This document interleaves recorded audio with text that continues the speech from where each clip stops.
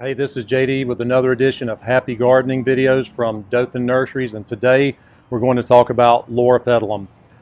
We love Loropetalum, number one, because of these dark burgundy red leaves, and also in the spring they get a real fringy, tassel type hot pink bloom that looks just gorgeous, and also just because they come in so many varieties and you can do so many different things with them.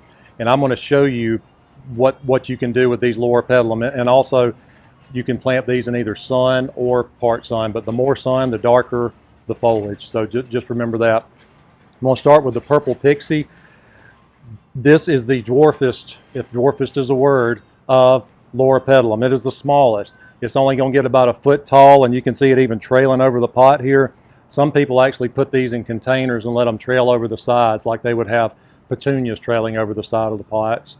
But this one's great because it's evergreen and you wouldn't have to replace it. But this is a dwarf Purple Pixie Loropetalum that is a great almost ground cover or to put in a pot. I'm going to jump to this one right here. This is my Purple Diamond or Purple Daydream. They're two different varieties we carry, both about the same. This is the Loropetalum you would put in front of your house. Easily maintained, anywhere from 2 to 4 feet tall.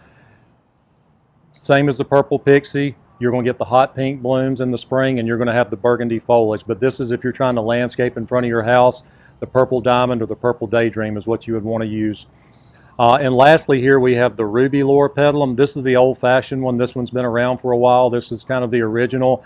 And this one's going to get pretty large. You could probably maintain it at 6 to 8 feet, but if you don't prune this guy right here, he could get 10 or 12 feet tall, and that's fine if you're trying to make a privacy hedge or trying to divide your property, or you have it out in the yard and you're not worried about how big it gets. This is the one you would want to use. That would be the Ruby Loropetlum. And with all these, you can cut them back at any time.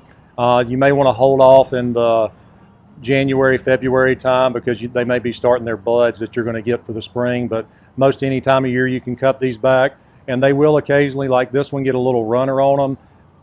Fine just to cut that off any time of year. These runners are fine to cut off. Will make it thicker, prettier, and healthier looking. And for the fertilizer on these Loropetalum, we want to use the same thing we use on all our trees and shrubs. This is our 1-year release fertilizer. Put it out any time of year, lasts the whole year, and it works while you're sleeping, and that's why we like that. These have very few pest or fungus problems. If they do get anything, occasionally you'll see the leaves turn not quite so burgundy and a little bit more green with a few little spots, and that's a fungus. This is what we use on all our fungus problems, either copper fungicide or systemic fungicide.